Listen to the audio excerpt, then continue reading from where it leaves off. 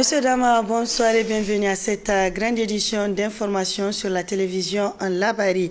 Le cercle indépendant et d'action citoyenne CIRAC a été réuni ce matin à son siège à l'effet de se pencher sur les actions menées durant les 2 années de gouvernance du CNSP.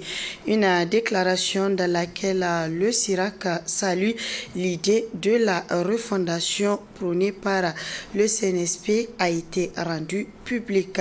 Suivant un extrait de cette déclaration lue par le secrétaire exécutif du CIRAC, Munkaila Gouman Daokwe. Nous avons le devoir ensemble de réussir cette refondation que nous appelons de tous nos voeux. Ce n'est pas une option, c'est une obligation. À cette fin, le CIRAC voudrait exprimer les appréciations et exhortations suivantes. Premièrement, de la paix, de la sécurité et de la sérénité. Le vivre ensemble refondé ne sera possible ni sur le sol nigérien, ni sur celui des États confédérés du Sahel continental que si nous reconnaissons que nous sommes véritablement en guerre, une guerre vicieuse et asymétrique, soutenue et alimentée par des puissances étrangères et des intérêts géostratégiques, faussement idéologiques, culturels et cultuels. Une guerre avec des ennemis de mieux en mieux armés, utilisant des moyens de plus en plus sophistiqués, drones de surveillance et d'attaque, fusils d'assaut de dernière génération, systèmes de communication satellitaires pour terroriser la population partout et même dans les plus petits hameaux de culture.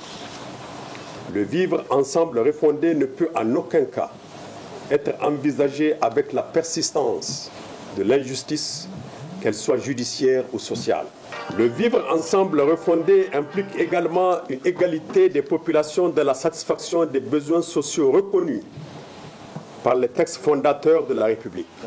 Il importe que la transparence soit effective concernant les recettes provenant des activités de mise en valeur des ressources naturelles nationales comme l'or, le pétrole, le gaz ou l'uranium sur lesquels maintenant le peuple exerce sa pleine souveraineté. À la veille du 3 août 2025, journée nationale de l'arbre, le CIRAC s'associe à tous les citoyens pour exhorter à plus de plantations sur l'ensemble du territoire national pour les multiples bienfaits alimentaires, économiques, écologiques, esthétiques, culturels, spirituels, de santé et autres de l'arbre. C'est un investissement appréciable pour le présent et le futur, un témoignage de solidarité intergénérationnelle indéniable.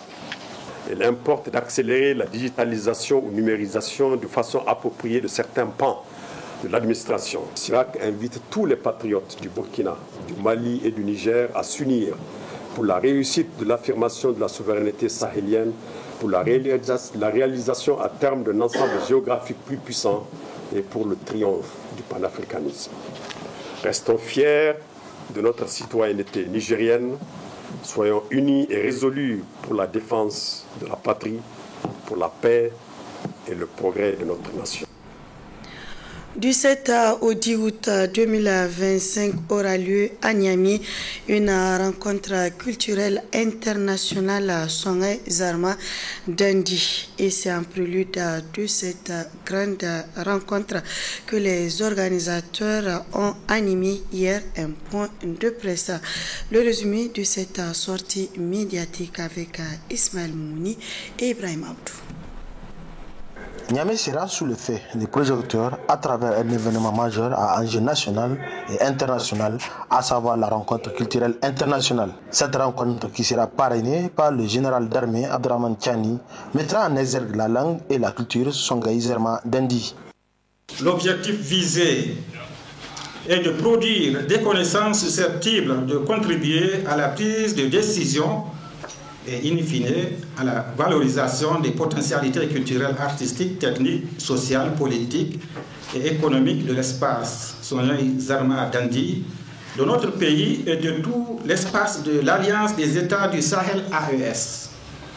Plus spécifiquement, le colloque de Niamey des 7, 8, 9 et 10 août 2025 vise à contribuer à une meilleure connaissance de la langue, de la culture, des systèmes éducatifs dans l'espace Sonia Zarma Dandi, contribuer à une meilleure connaissance des communautés Sonia Zarma Dandi à travers l'histoire, le peuplement et les interrelations avec les autres communautés, contribuer à une meilleure connaissance des principaux enjeux, défis actuels et à venir sur les plans sociaux, géopolitiques, environnementaux, économiques et sécuritaires. Contribuer à une meilleure connaissance des principaux facteurs et sources de vulnérabilité de tous ordres et de toute nature des communautés et de leur cadre de vie. Contribuer à la réflexion et à l'identification des voies et moyens les plus appropriés pour un retour rapide à la paix et à une coexistence pacifique pérenne. Ce sont les contenus scientifiques de 150 chercheurs de plusieurs pays qui ont été retenus pour le colloque.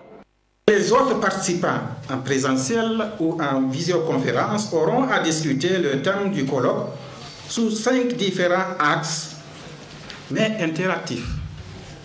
Axe 1, langue, culture et éducation. Axe 2, histoire, territoire et peuplement. Axe 3, économie et développement. Axe 4, foncier, système de production rurale et souveraineté alimentaire.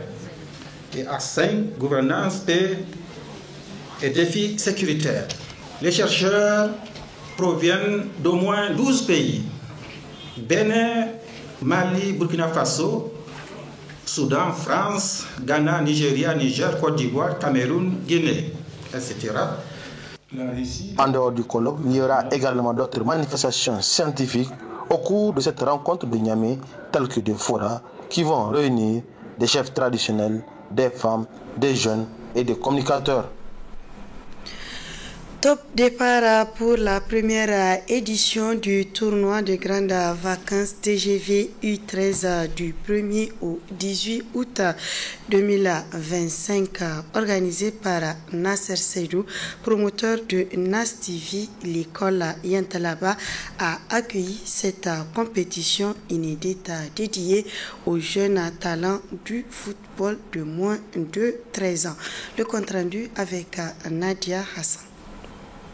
Placée sous le haut patronage de l'administratrice déléguée de la commune rurale de Lubori, la première édition du tournoi de grandes vacances des moins de 13 ans est aussi lancée. Portée par l'acteur du média Nasser Seydou à travers sa chaîne en ligne NAS TV, l'initiative vise plusieurs objectifs. Je vois à chaque fois les enfants en train de bagarrer dans les rues, dans les quartiers. C'est pour cela que j'ai eu l'idée pour faire le tournoi U13. J'ai associé mes amis, Inch'Allah, ça va continuer, c'est du 1er au 18, Inch'Allah. Je compte sur moi-même et mes amis.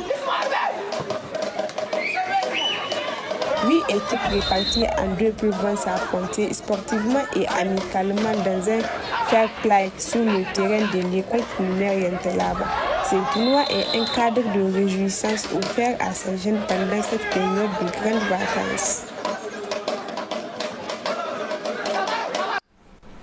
Le terrain du centre technique de la FENIFOOT a servi de cadre cet après-midi pour le lancement de la deuxième édition de l'initiative Charity Cup qui vise à récolter des fonds à travers le foot.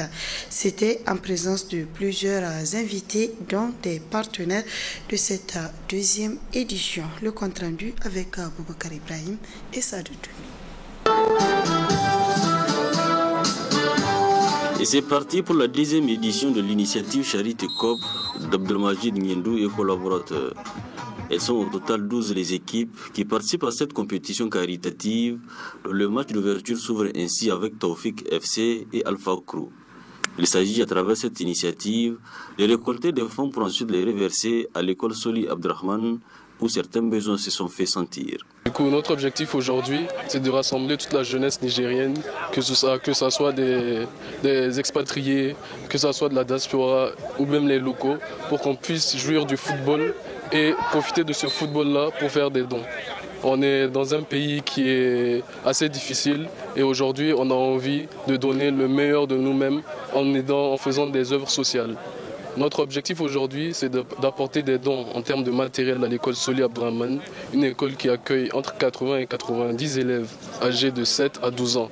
Donc c'est très difficile pour eux de s'habituer, de s'adapter à la vie. Ils sont handicapés et aujourd'hui ils sont délaissés. Donc aujourd'hui notre objectif c'est de leur apporter de quoi étudier, des matériels, le papier braille, la machine à écrire. Donc on a organisé le tournoi en 12 équipes qui joueront, chaque équipe jouera 2 matchs. Ils sont dispatchés en poule de 4, donc 3 par poule. Donc ça sera 30 minutes par équipe, par match. Il n'a pas manqué de lancer un message. Je remercie tous les sponsors, je remercie les supporters, je remercie les parents, je remercie les amis pour nous soutenir depuis le début. Aujourd'hui, c'est grâce à eux et je leur demande de ne pas baisser les bras, de continuer à fournir des efforts et nous aider à faire du bien autour de nous. Accompagner les nécessités, favoriser l'inclusion à travers la solidarité, c'est entre autres objectifs visés par l'initiative Charity COP. Fin hier à l'école primaire Gaoué de la première édition du tournoi des grandes vacances U13 de l'arrondissement communal Niamey 5. C'est Sahel Commune 5 qui a remporté la coupe à l'issue de la finale par un score de 2-1 face à Gaoué Génération Academy. Le compte rendu avec Ismaël Moumouni et Aboubakar Souley.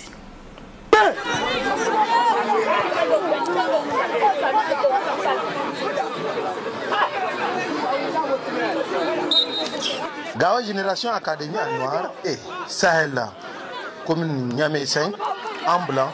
C'est la fille de la finale de la première édition du tournoi de grandes vacances U13 de l'arrondissement communal Niamey 5. Victoire de Sahélien par un score de 2-1, remportant ainsi la coupe accompagnée de 5 ballons. En tout cas, c'est une compétition qu'on a beaucoup aimée. En tout cas, les enfants ont joué, ont montré leur capacité, leur compétence de jouer. Donc, c'est déjà bien. Et nous remercions le président de ce comité pour son effort, son courage, son bravoure de voir les jeunes aujourd'hui, les enfants. Et nous avons vraiment besoin des enfants. Raison pour laquelle aujourd'hui, je suis vraiment content, très content parce qu'on a gagné. Parrain de la compétition, Doro Adamou Segou salue la parfaite réussite de cette compétition. Une satisfaction totale que je lance aux organisateurs et surtout à tous les jeunes qui ont participé à ce tournoi. Ça les a occupés pendant ces moments de vacances. C'est une première initiative et nous comptons développer cela dans tous les différents quartiers de Niamey. L'appel que je lance, c'est de mobiliser les jeunes autour du sport. Parce que vous savez que le sport, c'est un vecteur d'éducation aussi. D'accord, il n'y a pas que l'école aussi. À travers, quand il n'y a pas, ici, c'est les vacances, il faut occuper les jeunes à travers le sport. En dehors du trophée, Sahel Commune 5 remporte également le prix du meilleur joueur, du meilleur buteur, du meilleur gardien de ce tournoi. Rendez-vous est pris alors pour l'année prochaine, pour la deuxième édition.